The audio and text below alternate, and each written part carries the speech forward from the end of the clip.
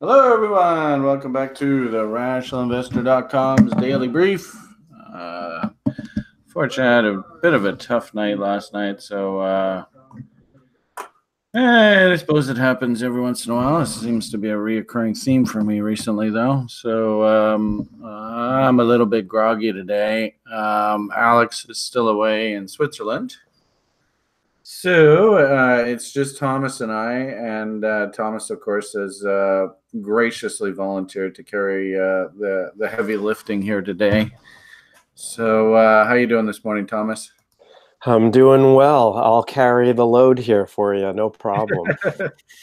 If you need my 2 cents, feel free to ask. But I always love listening to you. You're so soothing. So tell us what's on your mind today, sir.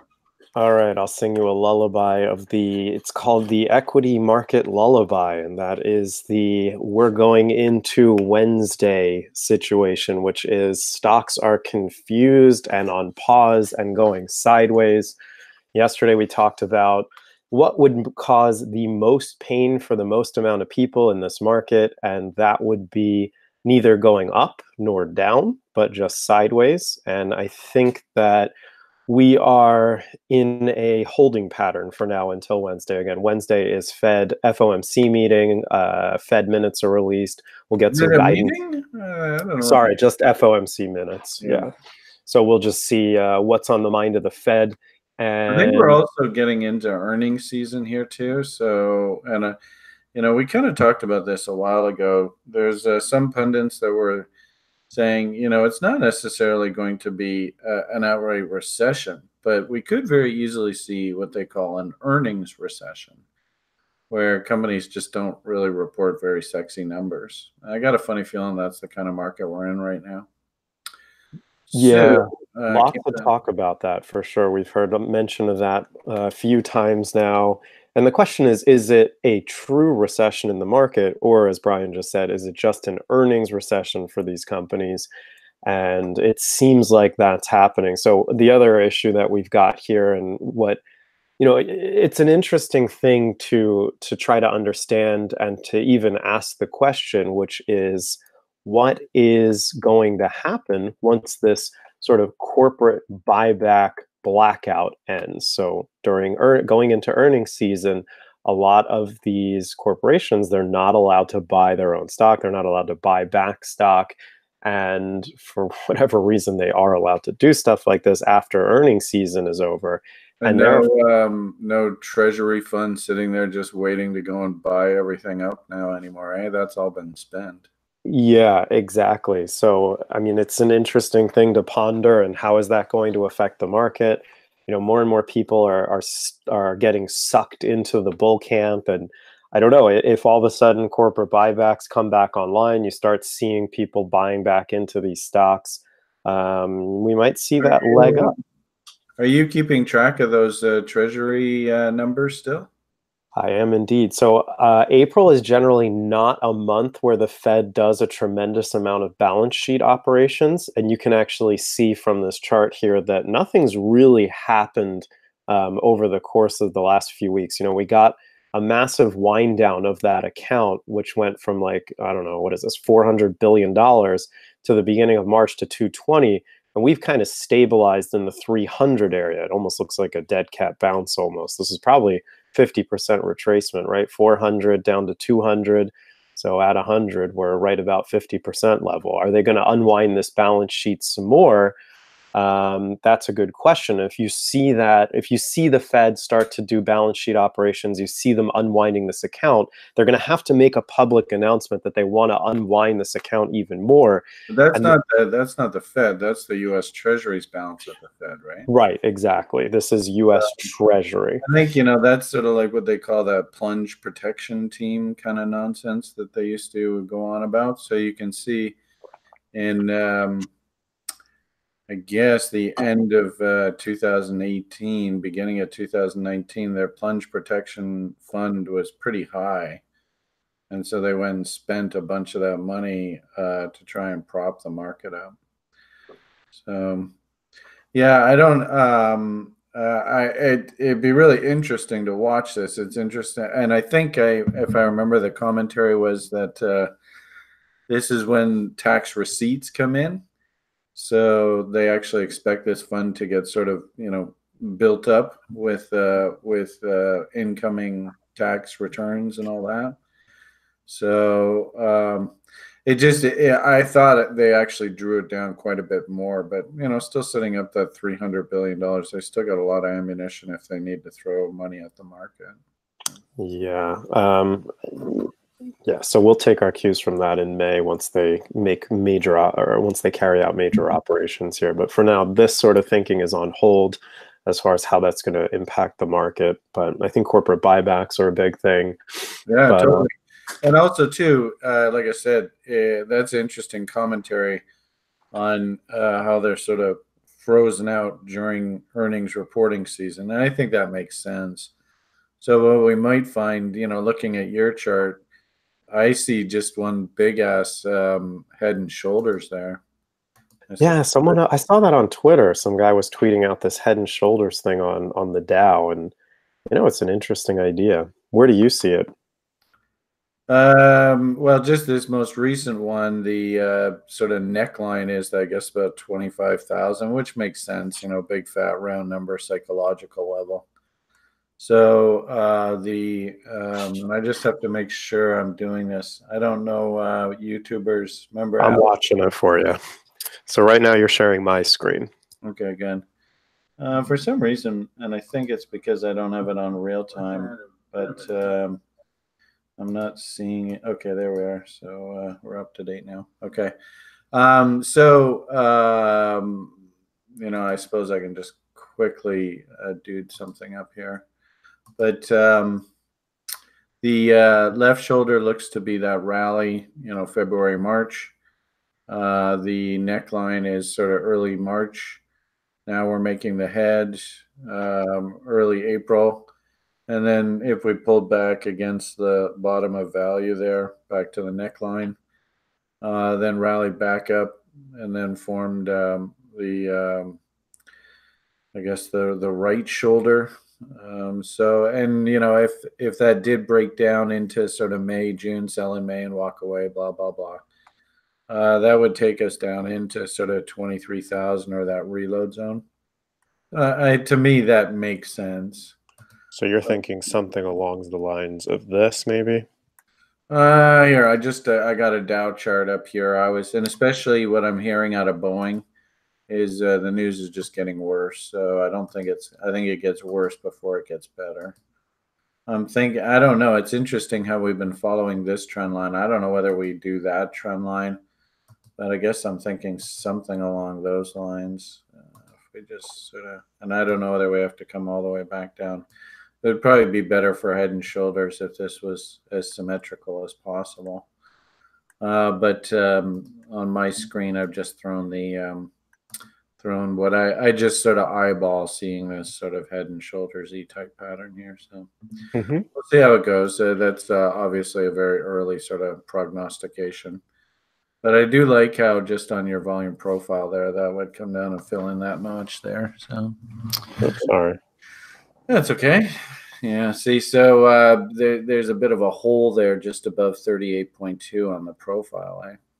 Yeah. I think if we stayed in this range between 25, call it 25.2, and where we are at the highs, like 26, I think that'll cause the most amount of erosion for a lot of these positions in the options market. And that would not, a lot of people aren't playing this market through the Dow. A lot of them are going to be playing it through the S&P. So where would we be looking at on the S&P? It's probably similar idea here as that potential Head and Shoulders. But if we just kind of went sideways for the majority of April or the rest of this month and then into May, and then this thing just kind of goes off into a straight line to the right, doesn't do anything, that'll really cause the most amount of pain for this market. Something like this and then this and this, and just kind of like going sideways for a while. Yeah. I think that'll crush a lot of these positions, and that's probably what the market wants to do. So it's same commentary as yesterday. Not a whole lot's changed. And I think it's going to be the same commentary as yesterday. I mean, I do think that a pullback is coming into the market, but the real question you should all be asking yourselves is this enough of a pullback to trade? And, I'm on the fence as to, and I'm crazy, right? I'll take little moves and play them on shorter dated options, but through the S&P, I don't like that. The one thing that I was eyeing was the Russell. The Russell looked interesting. Remember, this small cap index did not participate in that rally where we busted above those February highs like we did in the S&P, kind of like we popped up here. That did not happen in the Russell as it did on the S&P and the Dow. So I think inherent weakness in the Russell is hitting again, just like it did before. The question again is there enough here for a trade? And I personally, I'm like really, really trying not to pull the trigger on something like this because you don't have the right setups, right? I would just be kind of grasping at straws at a quick pullback, probably down into 38.2, maybe if we're lucky down into the 1500 level. But this market's looking really, really wonky. So I'm going to probably stay away from it. Maybe if we went sideways through that Fed announcement and you get something along the lines like, hey, the Fed's going to start becoming more hawkish, they might pump the brakes a little bit, maybe some changing in their dovish tone to, again, hawkish. I think then we might see a top come in on this market. But the problem is the internals just don't support a big move to the downside.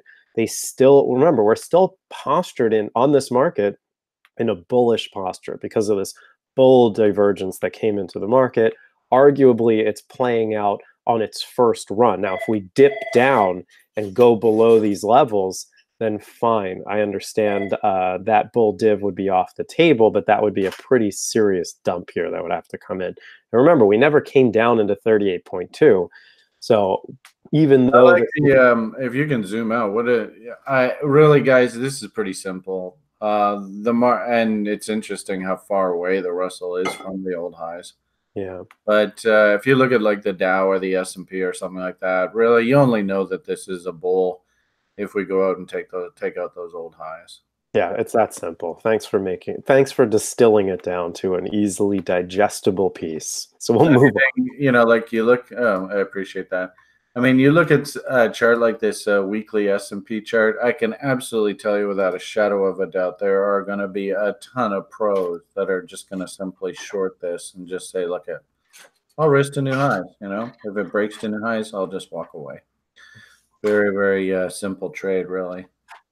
It's kind of like Bitcoin right now, the past few days, right? We've just been sitting there, just everything's stopped.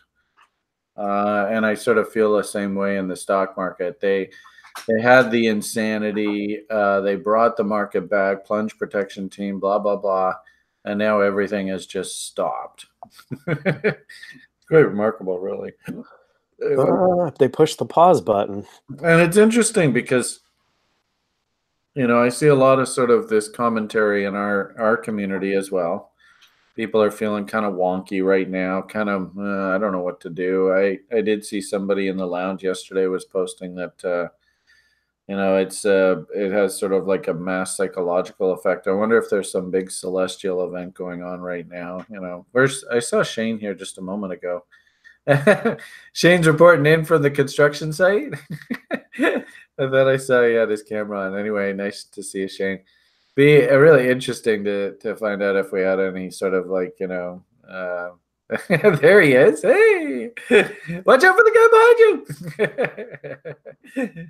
Anyway, nice to see you, Meow. But it would be really interesting to get like a celestial report because I have a funny feeling there's some funny bunnies going on somewhere in the world right now. But anyway, interesting. My sort of anxieties right now are not alone. I've actually heard quite a few people talking about how anxious they are right now. So yeah, add one to the list for that. Business is a little weird for me too. Yeah.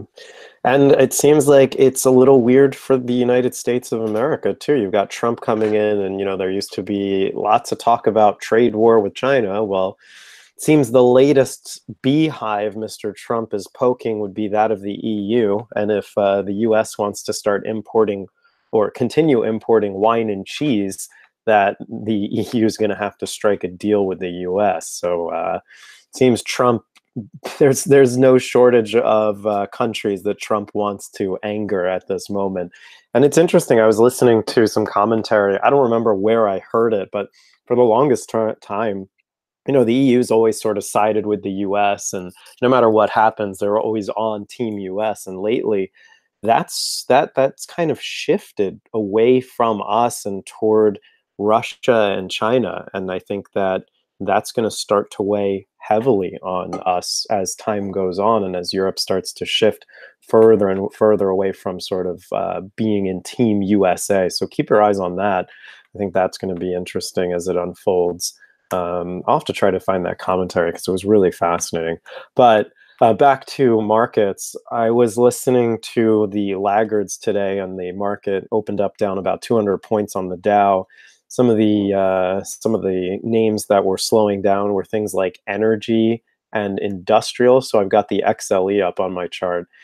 I mean, this thing is definitely off today, but not by that much. And I certainly don't see any reason for this thing to pop down other than the fact that, hey, Willie's just kind of gotten a little far, not quite overbought, and you don't really have reasons for a trade. So I don't know. It just seems like a short-term sideways, maybe a little bit of a pullback into sideways. And then, of course, I've been watching financials, and this was something that I was really interested in January. I was just a little too early on that trade. And now financials have really lagged here through the rally that we saw over the last couple of weeks. And just like the Russell, this thing got to 78.6 on a bounce here. And it seemed to have flattened out. Now, we bounced off 38.2 of the original range that we had drawn. I really like a short financials. I'm just not sure if now is the right time just yet. If we look at some of the bigger weights in that sector, which include, things like Bank of America, you can go and see what they look like. And it's very, very similar to what that looks like as well. So I don't know, Brian, are you at all interested in shorting financials, or just kind of waiting? I'm trying to build my short position in the Canadian bank stocks. I threw my bid for this option up in here, and the Montreal boys had absolutely no interest in giving me any fills, fuckers. So I'm just gonna keep working my bids. I want to spend like the next, say, 4 or 5 months building this position for the fall. So I'm not really in any big hurry, but I am bidding on puts. I think this is the area to start accumulating those positions, and you can see all the way down here. You never know exactly when these things are going to break. I think we've done the natural bounces. The question ultimately is, what does this top look like? The writing's on the walls. We're very near the end of the cycle. The commodities markets have rolled over. Canada now has the wind in its face, not the wind in its back. We've got major scandals going on here politically in this country. So put it all together. I like the idea of building a short. The question ultimately is where and what are you going to short? And I really like the idea of shorting the Canadian banks, especially the ones that have super, super high exposure to this whole silly Chinese story as it plays out. And you can already sort of feel it in the tone in the lower mainland. It used to be, and I don't know, Shane, whether you're seeing this or not, but it used to be here in the lower mainland. It was just orgy central. Nobody even thought about money, kind of like what I used to comment about Europe a year or so ago. Everybody's driving brand new cars, big condo complexes going up everywhere. It's just like the dot-com bubble and even the housing bubble back in 2006, 2007. You knew that it was coming. It was inevitable. The question ultimately is just, when does the market break? So to answer your question, I'm not really in any hurry. The options that I am interested in buying right now are the March 2020s. And as time goes by, I'm just going to keep buying the further dated out option I possibly can, and just buying as much time as possible. So this is kind of like the Delta Options Insurance Plan. That's sort of for all those people that have done the level 3. This is sort of what I'm trying to attempt to do here on the Canadian bank stocks. So there's that, and I suppose while I've got the floor here, not a bad idea to check in on our first 2 week study. We still have, the rest of the week to go. Wednesday, Thursday, Friday, but so far, April 1st, clearly, if the market finishes where it does right now, staples, healthcare, utilities are on the outs, meaning that we're not in sort of that, crisis part of the market phase anymore. Remember last quarter, this sector was outperforming. We were expecting it to outperform. You can clearly see that we're moving a long time here. And actually, what I'm still a bit surprised about is the outperformance in materials. Maybe we have to see gold and silver come off into the end of the week, but this actually surprises me a little bit. This is pretty much what I would expect. Sort of as we talked about last quarter, real estate was outperforming. We did see some money coming in in tech in a sort of odd way. But now, if I understand correctly, you can see tech, discretionary consumer services, all this sort of, we're coming out of the market bottom. That was sort of December. We're rallying.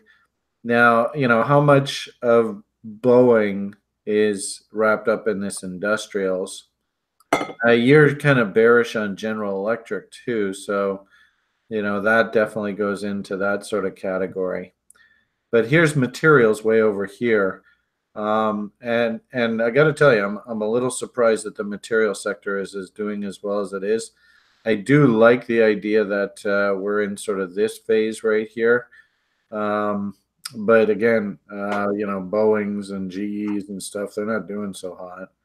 So a little bit perplexing. And of course, we still got a few more days to go till the end of this report. So we'll see how it goes. But clearly, so far through the quarter, you can clearly see we are not in this part of the economic cycle now anymore. Check out my screen. I've got a weighting of the XLI, which is what Brian's looking at on the industrials of his sector rotation model. And you can see that Boeing is almost twice as heavy as any other name that fund. Boeing's way over there? Yeah. Oh my goodness. This is ridiculous. So if Boeing comes off a chunk, you can imagine the industrials on that sector rotation. This thing's going to come off quite a bit more. Yeah. So, but the problem is that stock skewing things. I also see General Electric as a pretty high weighting there too, as well, eh? Yeah, that's 4.18. So these 1, 2, 3, 4, 5, 6 names are all very close here. United Technologies, Honeywell, 3M. They put Union Pacific in there. That's surprising because Union Pacific's a railroad. Maybe they've changed their business model. But yeah, 3M. That's also another really good proxy on that space as well. How are they looking? 3Ms. Yeah, let's see what it looks like. Not terrible. Yeah, so these are the kind of names that I would expect if that sector was rocking and rolling. I mean, yeah, you're right. I mean, it hasn't done badly. We're interested in steel stocks and stuff like that. So, I just wonder whether, if Boeing didn't have its issues with its jet airplanes right now, how would that report be going? I suppose General Electric also is getting its ass kicked here too. So, and doesn't General Electric supply a lot of the jet engines to Boeing? I do not know. I think so. They might actually be intertwined a bit. So anyway, All right. Kind of derailing you guys. Sorry about that. But No, this is good. This is good stuff. If you do want to move on, I wanted to ask you about your blockchain grid. You have a bunch of blockchain stocks that we haven't touched on in the last couple weeks. they all look Uh, like shit except for one. The only one that doesn't look bad was this Hive, and I think that's good because we did have a bunch of people on the site. I mean, if anything, this is such a great testament to what we do at TRI. I noticed we've lost actually not that much participation in the lounge show this morning. But my guinea pig isn't here today. Yeah, I suppose we can go present to everybody there. So thank Rares. But can you see the W here? I mean, I hope you can. And then also too, really good example of the Wycovian check. So the market W's, it breaks out and then it comes back and it repeatedly tests that breakout and puts in another W and then goes racing up. And in essence, you can see the very stair-steppy fashion here. So congratulations to all TRIers who were able to take advantage of this. I didn't, but doesn't mean you can't. And you could even argue just off of this. Did we get Mountain Man levels? If anything, like what's kind of funny in crypto is quite often we miss Mountain Man levels. I guess we didn't even get it there. But in stock markets, I see markets pivot off of Mountain Man levels a lot. But so this is the one stock that's basically giving you a free trade. Rock on. I suppose this Riot, and I think these two are interconnected. This Riot and this Hive. So you can see a lot of the similarities there. Again, so hopefully everybody looks at this and says, "Okay, I can see the W's." And I mean, you can't really buy it here. It's sort of no man's land. I suppose we could have probably done like a bot off of this consolidation. It would have been pretty aggressive, but nonetheless, traders got to trade. So 33, no more than 66. And then clone that, and up we go. So not going to say this was easy, but there is that bot entry level. So that trade's just sort of working away, doing its thing. Looks like it wants to get up into the 580 area. But I noticed like this DPW, they're just continually and really the rule is that this stock should actually go back to the pre-rollback price levels. And wasn't it like about 10 cents a share or something like that before they rolled it back? yeah, sir. So there's just nothing to do there. The interesting thing is I'm starting to get interested in this now because we finally have the makings of a bullish divergence, but that's just one component of this thing. DPW? Yeah. Well, and it wouldn't surprise me. So we're confirmed now. There you go. Yeah. Willie's nice and stupid. You can see there's a pretty big battle going on. You got a new POC established. So, clearly somebody's establishing positions here. And the interesting thing is, down here at 20 cents, all it takes is just a rally back to fill in this gap to get yourself a free stock position. Yeah, I might do some fundamental searches on this because when I looked at the SEC filings when we were interested in it a couple months ago, there was some turmoil with them. And wasn't there a stock? Oh, wasn't my Verb? Remember we were talking about that last week. One of the officers is the guy that works for this company. Small world. Incredible, yeah. So and they just had a rollback, and all the guys who were in their stock got screwed too. Yeah, and did that ever resolve for you? Did you get more shares or anything? No, there was no consolation at all for what happened there. It was just a move to get listed on the NASDAQ, and they fucked all their shareholders. Brutal. Yeah. If anything, this is an excellent testament to these VCIM names and trying to get in on where the directors of these stocks are long. My little VSC promoter guy, his stock is just sitting basically right at value and just parked there. And if this thing can W out, then you'll know we're off to the races. But for the time being, there just ain't much going on there. And I noticed a lot of these blockchain stocks, like this one, and of course, Canada right now, blockchain sort of on the outs. But I noticed Mr. Novogratz stock, it's slowly working its way higher. Yeah, he's doing well. He's got to be pretty happy. Where the hell is Mr. Novogratz? He's around here somewhere. This Galaxy Digital Holdings, right? Isn't that his company? You got it. So here we are back up into reload short zones. If anything, way, way, way too late to be a buyer of these names. And of course, we're getting pretty late in the season. Sell in May, walk away, all that kind of talk. Again, hopefully everybody at TRI looks at this and goes, gee whiz, I can see the W's. There's a nice one here. They tried to put one in here, but it emmed out shortly afterward and then lost the lows, then dumped. And if anything, really, really good testament to tax loss selling. And I get the feeling that we're probably going to be seeing this more and more within the crypto space, very much the way like Ethereum acts into tax loss selling. And then coming out of the end of the year, really, really good looking buy. And you see this a lot in venture cap. And hopefully all of you guys saw that. I remember back at the beginning of the year, we were banging out doubles on a lot of these little VCIM names, right, left, and center. But can you go and buy this up here now? I don't think so. It's pretty late to the story. And then somebody asked for me to keep an eye on this hash chain. I think there's still way too much stock out.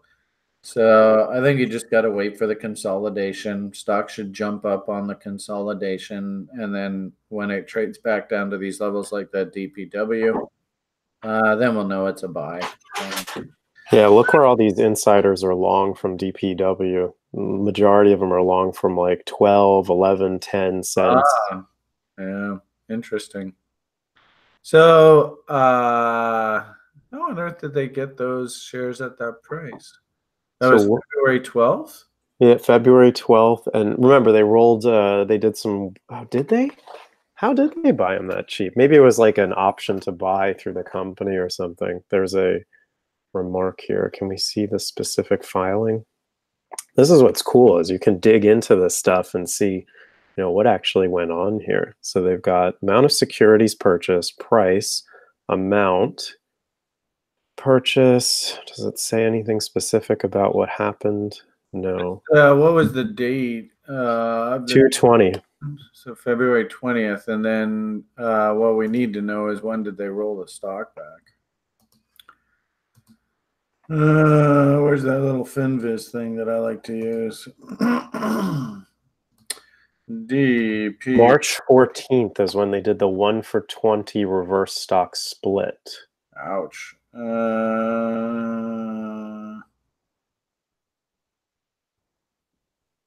They did, looks like they did a financing on April 3rd. They priced in proposed public offering. So, they've raised a bunch of money. Let's see what the price is they raised this at. Closed public offering, $7 million. Blah, blah, blah, blah, blah. Use $6 million to pay down debt. So that's always good. 45 cents with warrants to purchase another 15 million at 45 cents. So 45 cents is a massive ceiling. So remember we talked about that a moment ago. Mm-hmm. Your rally is going to be in to fill in that gap at like 50 cents or whatever. Where the hell is it? Yeah. So they've gone and done a deal here. But, and this is the great way we sort of connect the dots with our charts. As you can see now that all those warrants and shit, right? That's 58 cents. That is now basically a brick wall. If the stock gets up here. Share your screen, Brian. All right. So if the stock gets up here, all of those warrants, become valuable. They actually have some net worth, and they'll be motivated people to do a transaction. So usually there's a 45-day hold.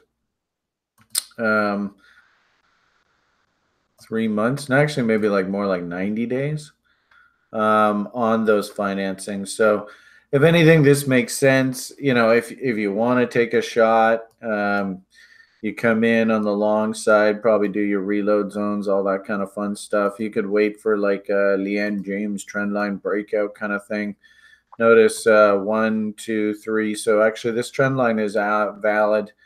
If we go and put in a market structure on the other side of this rock and roll, you could also come in, with reload zone bids. See if you can just pick up some cheap stock. Oh, look at that. So we're sitting basically right at Mountain Man right now. And you got to be quick on the trigger. Remember, we watched that silly rebonds, the way that it jumped up there and then just crapped right out. So if you did come in on the buy side here, 27 cents, it's a bit tough, considering that financing's at 45. Probably the stock gets up into the 40-50 area. That wouldn't surprise me at all. And all those guys will be motivated to hop off on that trade. But as we said, there's usually I think it's a 3-month hold on these financings. So this basically stock's locked up until then, which gives the company the opportunity to pop it up here. And then once that hold period comes off, we used to call it the summer doldrums in the stock market. Once that hold period comes off, then all those people will be more than happy to dump stock. So be cognizant of that. I suppose, traders got to trade. It's 27, 28 cents. The low here was 24. So you're going to risk like, 10, 15% on your money for a potential double. That's not a terrible idea. I think I might take that. Once that hold period comes off, though, on that financing, all bets are off. That's the end of the rally. So that's usually how it goes in venture cap land. The only other thing that we'd love to see here is if they had like a little clause in here that said that if they can get the stock above a certain level, then they can automatically force the exercise of the warrants. If we saw that, then I'd be like, okay, this is a slam dunk. They want to ramp this thing up, but I don't see any reference to that. Grandstand around. Will expire 5 years. Yeah, I don't see anything. Subject to certain limited exemptions, issue of any new securities for at least 90 days. So they're not going to be doing any more financings. Is this an American company? I thought they had property, like assets in Quebec or something. Didn't they own like a hydro dam or something like that? I thought that was in Washington State. Was it? Yeah, let's check it out. BPW Hydro. Well, we haven't got that much time. It's already New York. New York. Sorry. Why don't we take a look at this maybe in the coming days? But it's definitely an idea to keep on the radar screen.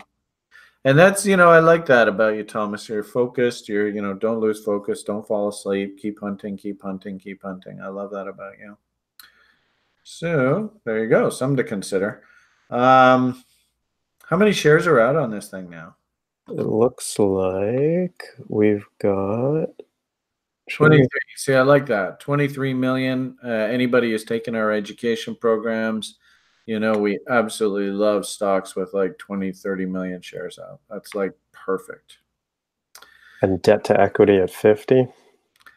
Yeah, but I think that they said they were using the proceeds to pay down the debt. Mm-hmm. So it'll be interesting to see. You see, long-term debt to equity is only 2 cents a share. So I have a feeling that's some sort of short-term credit facility.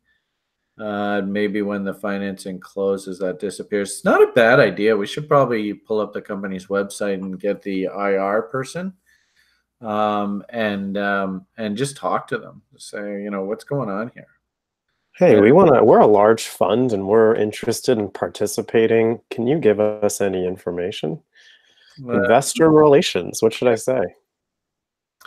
Well, and the good part about it is your voice is so syrupy. You could totally pull off a yes. I'm working for Higgins and Higgins, and we're a hedge fund, a private equity hedge fund. This is the this is Mr. Bear. I'm a Yeah, representative Mr. Bear, even better. from TRI Public and Private Holdings. We represent There you about $50 go. million, and we're primarily a crypto hedge fund. Well, I probably shouldn't say that. No, yeah. Just say no. We have assets under management of $500 trillion, and yes. Anyway, but that's the good part about it, and I don't know whether you guys even realize this is the other side of the equation. If you call these companies up and you ask them to talk to their investor relations, man, they will kiss your fucking ass, right? But don't say you've already bought. Say, I'm seriously considering buying. And if you do that, then they're like, oh, okay, what kind of hurdles can we, what kind of, hoops can we jump through to get you to buy our stock? So it wouldn't be a bad idea, honestly, Thomas. You want a fun project? And when was our next meeting scheduled for? Because I have some homework to do before our next meeting, right? And maybe your homework if you give this company a call and ask them about their debt situation and how it's structured and what is the implications of this financing with regard to their debt. That might be an interesting conversation for you to have in your ongoing education of how to be a hedge fund manager. All right, I'm gonna add that to the list of crazy things that I have not done yet. That'll be fun. Yeah, seriously. And the cool part about it, right? Like I said, you've got I mean, you carry yourself very well and you have a really good demeanor. You could pull yourself off as, you don't have to tell them, but just make it sound like you manage 500 trillion bazillion dollars and see what happens. Yeah, this is CMC Fund. We manage $180 billion. All right. Okay, shall we head on over to crypto? I guess this was sort of a fun segue into crypto. Yeah, let's do Uh, that. Let's talk some news quickly. So first thing right off the bat, we've got our China China banned and Bitcoin. finance. You got it. So that's what's going on. There's an article here about the potential for them to ban mining in China. And this has been on the table for a while, but on April 8th, there was a meeting and they're making final considerations as to what to do about this. This article talks about what the implications would be on the entire space. And it seems like the general consensus is that the argument would be that it would be bullish for mining and bullish for Bitcoin in general, is because it would greatly increase the cost of production because they wouldn't have access to cheap electricity anymore. And that could potentially push up the price. And the other problem is, well, they're saying it could serve to kill the FUD that Bitcoin mining is centralized. I'd argue that a lot of companies have already positioned themselves for something like this to happen. I don't think it's going to change the centralized nature of the way that these mining pools already operate. I mean, sure, China controls a large percentage of it, but ever since that Bitmain drama, there's been some issues with sort of majority control of these things. And of course, there's talk about 51% attacks, and that's going to evidently decrease because cost of mining is going to be higher. It's all banter at this point. If China does ban Bitcoin, it's just going to be like a repetition of what's happened again. And it's just funny. This thing always happens. And isn't it always bullish for Bitcoin? The Bitcoin drops off quickly and then it ended up making new highs after all that resolved itself. But we're very far away from new highs. So Yeah, I mean, how do you interpret this? It's looking at all the Twitter memes, I think people are gotten to the point where they almost laugh when they hear China ban talk. So, and kind of like that meme that you had on your screen, the problem is China's so goddamn big, right? That it might just be a few players that are spreading this kind of FUD around, and then you go to Beijing and they're like, "What? We're not even talking about this." So, but I did hear that they were planning on floating their own cryptocurrency as well too. Did you hear about that? Yeah, typical China. They always want their own thing. Copy it, but make it their own. That's their mantra, really. Yeah, and I suppose I guess wasn't that what Tron was supposed to be? Was like, or maybe it was EOS. I can't remember so many of these things. But somebody wanted to make like a China crypto. Shane, you'd probably know who that was. Um, anyway, okay. So NEO, is that what it was? Thank you, Andrew. Oh, yeah, that's right, Neo. Yeah. Yeah. All right, next article is Finex is now removing this $10,000 equity requirement to be trading on their platform. I didn't know that they had that. I've never traded on Finex, but this obviously opens up the door to a lot more traders and a lot more volume. An interest, I don't actually have this article, but yesterday the Tether printer printed a bunch of Ethereum. It was like $50 million worth of Ethereum. Let me see if I can find that. Tether printing Ethereum 4948. Yeah, so this is this? Well, either way, a bunch of money just popped into this thing. I guess this Twitter account's not open. Whatever. So a bunch of money flew into that. And then if you wanted to go trade on Finex, now you don't need 10 grand to be playing on that. And then there's this article about Bitstamp. They were granted the 19th bit license in New York State. So they're going to be reopening up in the US to conduct business. For a while, they were EU exclusive.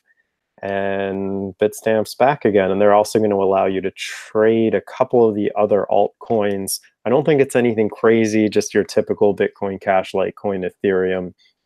And where's the list here? So I don't know if they would, or is this Ripple too? Oh, good.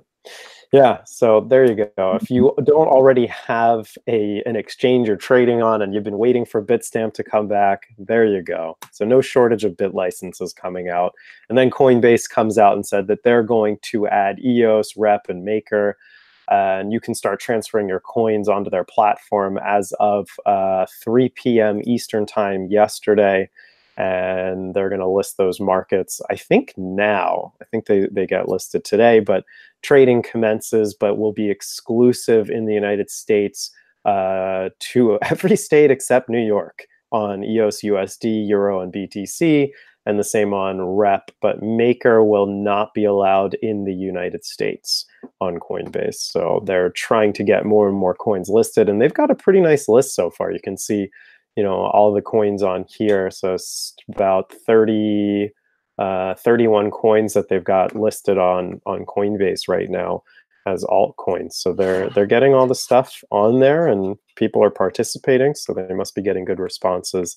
So if you are a Coinbase enthusiast, now you can move some more coins onto that. And if anything, this just legitimizes some of these coins. So whatever's on this list, I would just assume is not going to be delisted from Trex, because we had that delisting event happen over the weekend with 4 or 5 of those coins, and it just becomes but there are a lot of those silly little coins, right? Yeah. And that's so typical of Trex, especially we used to in the level 1 course we say try and build sort of your rational screen, come up with fundamentally half decent ideas, and one of the key criteria was, is your coin actually listed on several different sort of, more liquid exchanges? And I think 3 out of 4 of those coins, they weren't even listed on other exchanges. So if anything, it's such a great testament that, take the time, build your fundamental list, try and concentrate on coins if you are going to be quote unquote trading these things.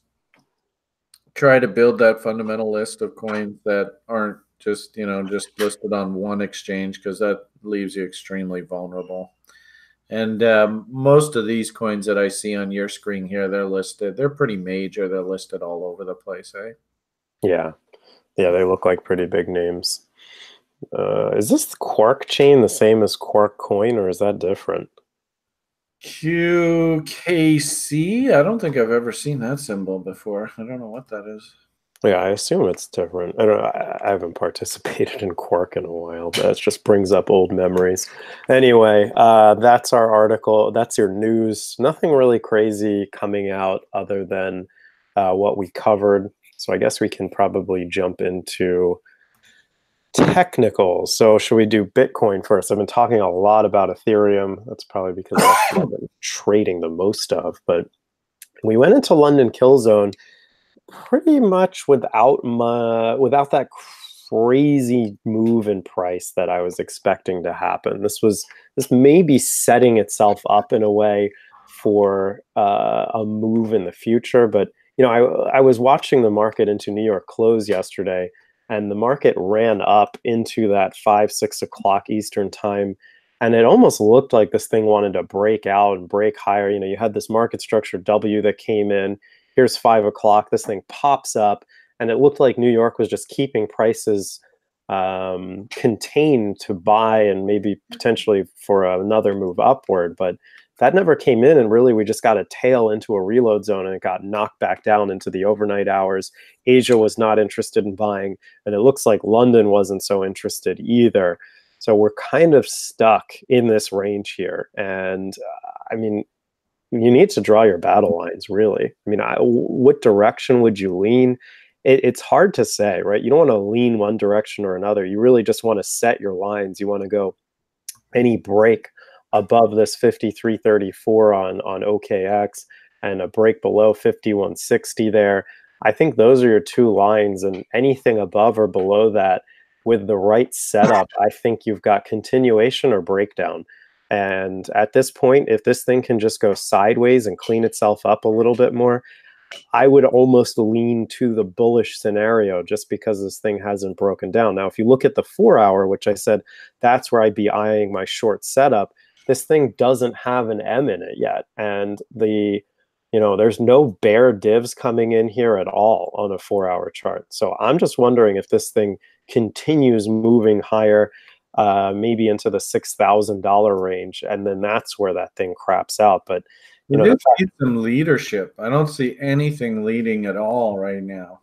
Yeah, that's the other thing. Yeah, in fact, like I go through all the shit coins. I see a couple of them are trying to catch bids here. And I noticed that actually it might have been filled here. Looks like this Gambit came into a level here. So I'll have to check that out. Let's see if we did some business. No,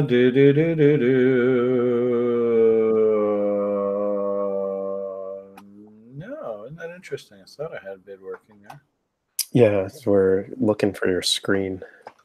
Yeah, sorry guys. I'm just sort of perusing, looking through the list of the coins. Guys, I can't reiterate enough how important this level is here. So, I suppose if we can resolve up through here, the top here, if anything, this is, let Thomas's sort of lower time frame guidance. Do the W's come in? Do the divs come in? All those kind of things, setting up a push higher. I think, this kind of like the stock market, really. It seems that, if we're waiting on the Fed,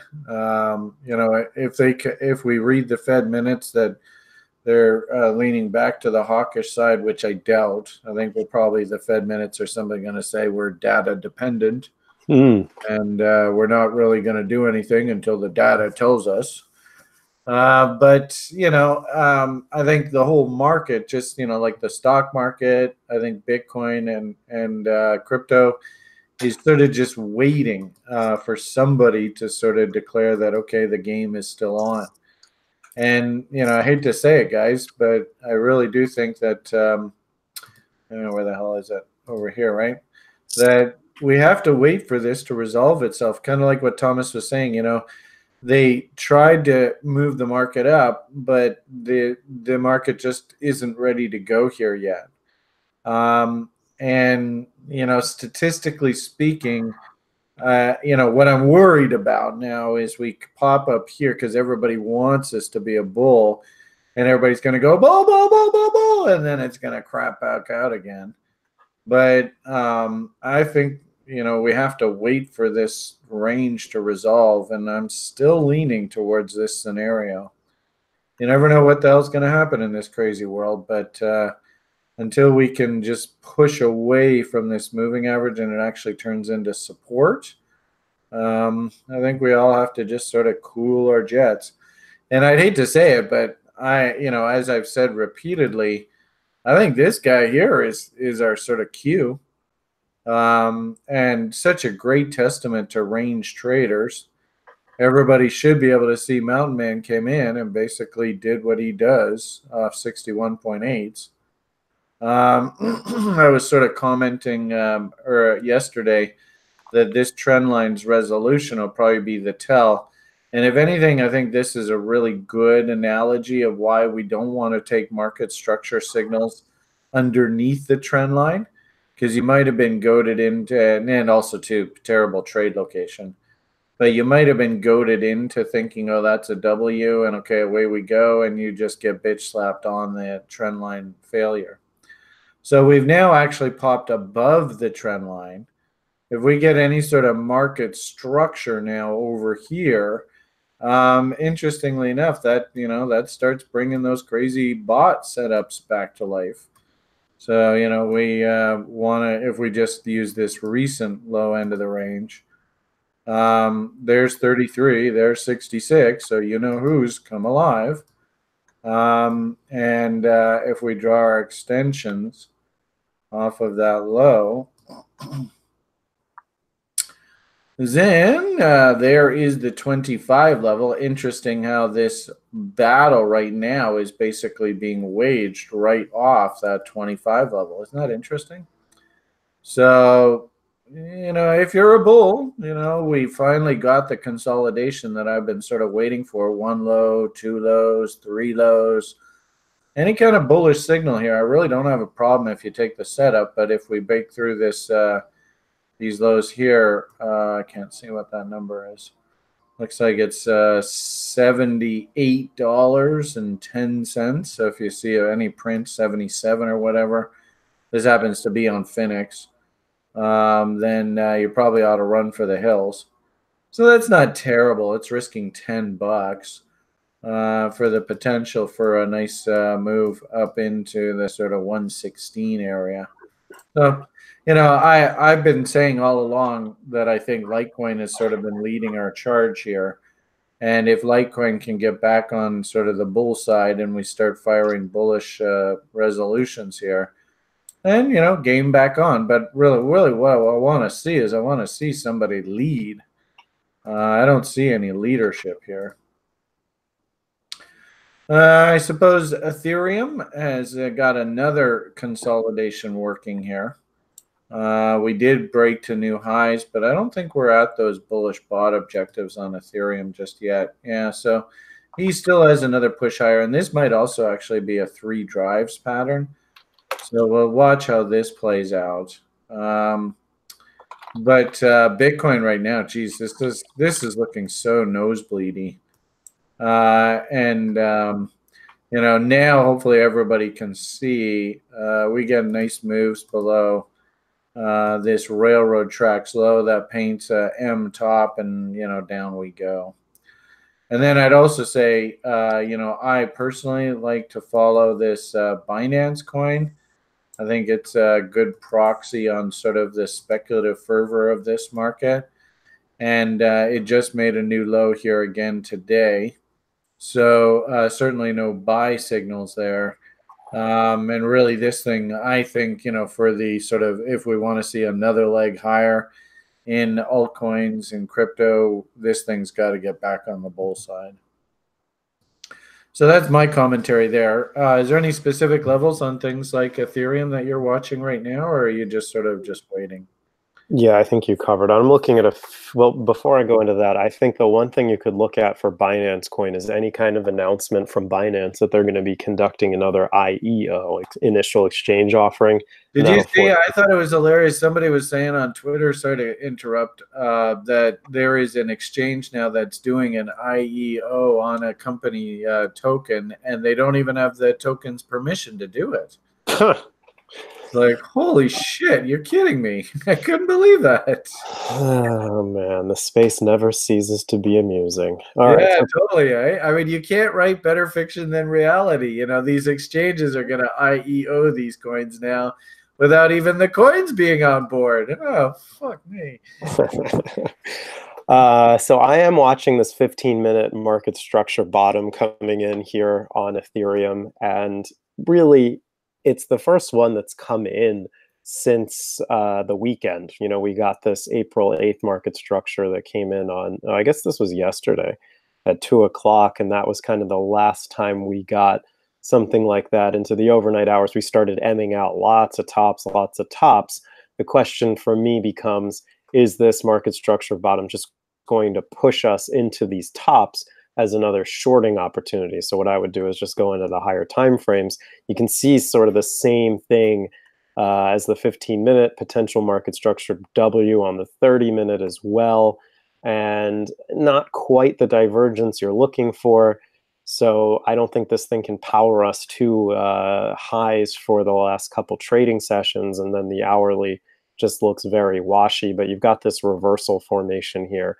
Not the prettiest there, but a break above this high for me will trigger a potential retest of this 187, but very tight range trading here. And what we may just do is move into sideways territory for the next week or the next couple days of trading, and that'll just be the death of us range traders on this market. But it would help calm things down and help us set up for another leg higher. So Yeah. that's Little concerned about this higher time frame divergence in the OBV that's building here on Ethereum. Like if you look on your 4 hour, what is OKCoin? Is it giving you a OBV div? um let's see. So no, I don't think I see the same thing as you. This is Phoenix, so you know there's apples and oranges. Uh, Yeah. I mean, yeah, the thing I'm that talking about the rally. Yeah, that previous rally way there. So made a new high. yeah, your OBV and actually your crackhead is also in divergence too. Eh? So OBV is in divergence, you're saying. So this made new highs, but price also made new highs. So is this a Did divergence? the OBV make new highs on yours? Yeah, it did. Yeah. Yeah. So I don't know what it is about Phoenix, and this might just be entirely a Phoenix issue. But on that big red candle there, on Phoenix, the sellers came out in mass, but it doesn't look like they came out so hard on your OKCoin. Yeah, is this a market structure top here? Let's change this to a line chart. I mean, it's trying to M out. Are we retesting the neckline and getting ready to roll over? I don't know, right? The divergence here is not quite ready to go yet. And also I'd argue these moving averages need to squeeze a little bit more. And then maybe we've got something. And plus Willie's kind of recharge never really got to overbought either, which is really interesting on the 4 hour. So Yeah. I don't know. Seems very range bound sidewaysy to me.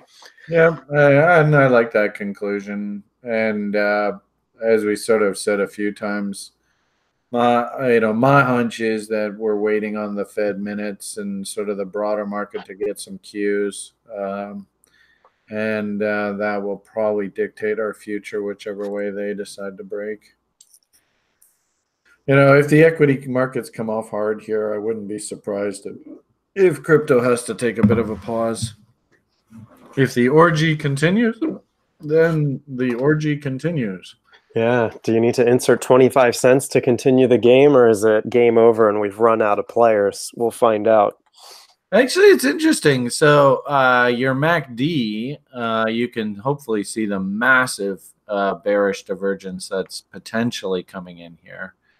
You know, so if we M out here off of like the hourlies or whatever, that would force that 4 hour to go into divergence, and then all hell's, that's probably going to mark our top. So if anything, if I was going to take a cue right now, I'd say we had like lower bot setups that were basically hitting move stop to trailing, getting close to targets, all that kind of stuff, end of, move kind of conversation. So probably the hallmark that this thing's done and we have to officially go into cleanup mode for a while will be if that MACD divergence actually confirms there on that 4 hour. That's the way I would be looking at it right now. Yeah, I agree. But the way that I would anticipate this playing out is kind of like this, It's where not confirmed yet. It's not confirmed yet. I would assume we might get, I want to see a leg higher in Ethereum. I think we should tag 200 or higher before we roll over. So I think what happens is we do end up breaking out. Now the question is, does Litecoin and Bitcoin follow suit or not? But if Ethereum does break out, gets into that $200 level, that was kind of our extension levels. I know the ABCDs were tagged and we kind of pulled back after that. But I'm just wondering if this thing needs to be set up nice and politely. We get that new high, not a new high on MACD, set up the div, and then we can dump. Because this isn't the prettiest thing I would see with a 4 hour dump. And then, as we carry higher, you get Willie finally coming into overbought. So again, I don't think we're there yet. I think we're probably going to be talking about this for a while before it comes in. And it'll be a quick overview the next time. Well, same story as yesterday. We've got a new couple bars, but nothing interesting. So, I mean, and really, that's what everybody should want with altcoins too, because as these bigger names go sideways, I think it's good news for altcoins. Yeah, and I noticed, like I said, what I want to see is leadership. And I noticed, like. One of the guys that's local here in Vancouver that we've known for years and years and years, Jesse Coach, was at the Vancouver Crypto Convention yesterday, and he was saying that everybody and their brother was just swarming around this Geo table, and he's super bullish of it. And there's a guy locally here. I can't remember his name off the top of my head. Aaron. He's a postal worker, but he's also a developer for crypto. He was in the Charity Coins for a while. Shane, I think Aaron. Really funny guy to watch on Twitter because he's just totally a real person. He loves to make fun of himself and stuff. So, but the point I'm trying to make here is, he was Jesse was basically saying he really liked what he was seeing out of the Geo people. Lots of interest, lots of activity. And this is almost absolute textbook what we do at TRI. And I replied to his tweet just saying, I'll be more than happy to add to my bags. And I even, basically said where I would be working my bids. Everybody should look at this and it should be pretty straightforward what's going on here. We already have some on the book, so if it does take off, it's not like we're going to miss the bus, but I'd be more than happy to add on a name like this. But I did notice a couple names were popping up here this morning. OAX, let's see if that can show some leadership. Hopefully everybody sees nice Wycovian check here. Can you see the Wycovian check? So it came back down to the weekly breakout level and tried to put in a little double bottom. So let's see if we can get some leadership from this area. Thank you, Rares. We're going to have to change your name to Rare Screen, Screen Rares. But thank you for the help. I appreciate it. So let's see some leadership out of here, please. Yeah,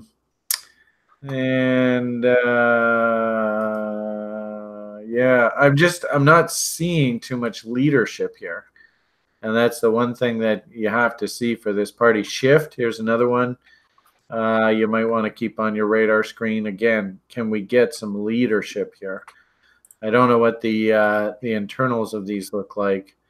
I'm just sort of eyeballing them. That's some pretty piddly volume. Good momentum. Everything's ready to go there. Now, can we just get some buyers to actually step in and buy this damn thing?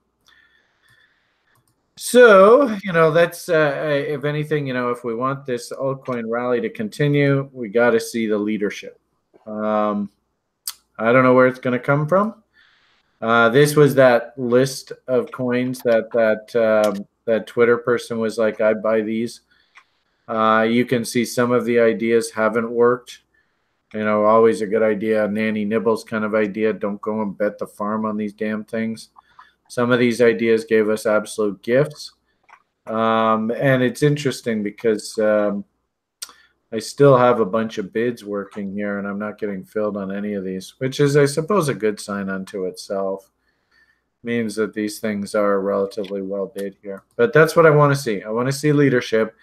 And then, Mr. Speculation himself, what we really want to see is I think we really want to see this thing sort of bottom out and start basing. And that will probably tell us that, a whole new wave of sort of speculative fervor is going to come into the market. And this does not look uppy right now at all to me whatsoever. So there you go. Well, I hope that helps. Anything in closing you wanted to add to the group's collective consciousness today here, sir? Anything I want to add? For whatever it's worth, Dane here is locally here in Vancouver, and he just said, I met Dave from Geo over the weekend. Super solid guy. So I've always liked that story. People that comment on Geo, they said that they really like the platform that they're building out. And I think it's one of those names where I really wouldn't have a problem. TRIers coming in on the buy side here. And you can see when this thing gets going, man, these price moves can just be absolutely insane. Sorry about that. Thank you very much, Dane, for that comment. I appreciate it. Now I'll shut up. So no Tuesday options meeting, right? No. Zach said that he's preoccupied and he sort of surveyed the group and nobody was really that interested this week. So yeah, we're going to take Tuesday off today. So is there a room in the chat to join for that, or is it just the options room? I don't know. Why don't we use the options room probably to communicate? That's probably a good idea.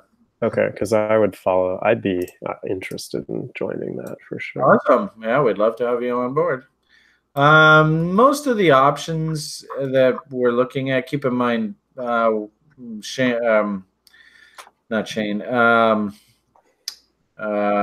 and I, we put together this sort of cheap ass account. It's only got a couple grand in it.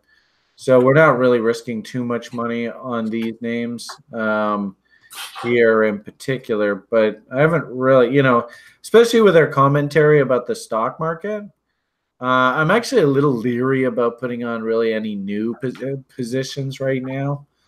If anything, actually, we even had a couple put options that we were considering there.